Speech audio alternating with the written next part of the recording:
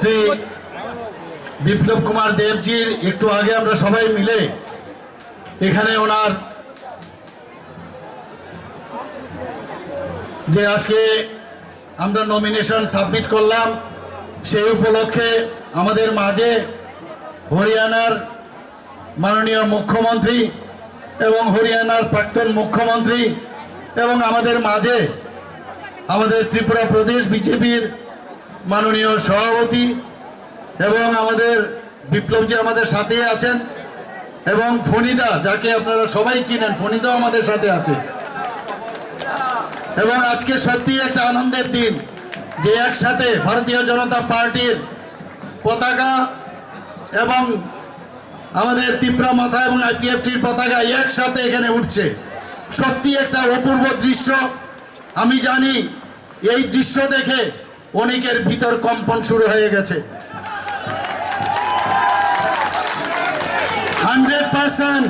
100% এর জিত। আর এই জিত কার? আমাদের যশস্বী প্রধানমন্ত্রী নরেন্দ্র মোদীজির। টার্গেট দিয়েছেন 307। আমি জানি না কি দাঁড়াবে ভারতীয় জনতা পার্টির, 307 নাকি একাই 370 নাকি একদম 400 চলে যাবে আমি জানি না। আর আমাদের যে এলাইট পার্টনার আছে তারাও 400 থেকে কোথায় যাবে আই ডোন্ট নো।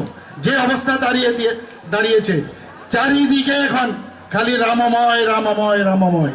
প্রধানমন্ত্রীজি রাম রাজত্ব এখানে সৃষ্টি করেছেন এবং সমস্ত মানুষ প্রধানমন্ত্রীজির উপর আস্থা আছে। তার একটা দৃশ্য আজকে আমরা এখানে দেখতে পেয়েছি। এখানে ভাই ও বোনেরা সবাই উপস্থিত আছেন।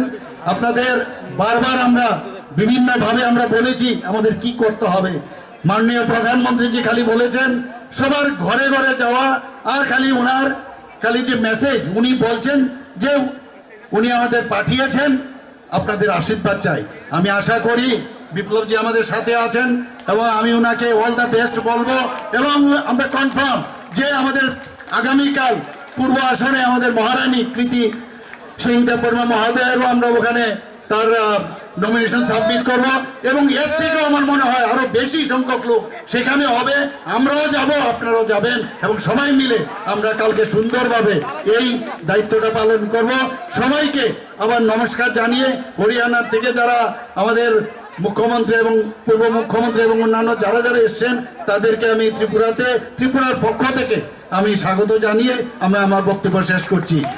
সবাইকে নমস্কার। আপকি বার, আপকি বার, আপকি বার।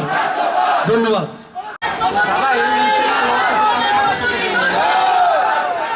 সবাইকে নমস্কার।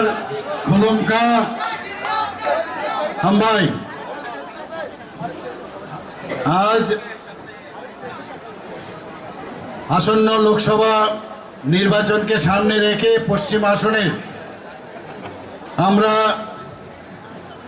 আমাদের যে ভারতীয় জনতা পার্টির পদ্মচিহ্নের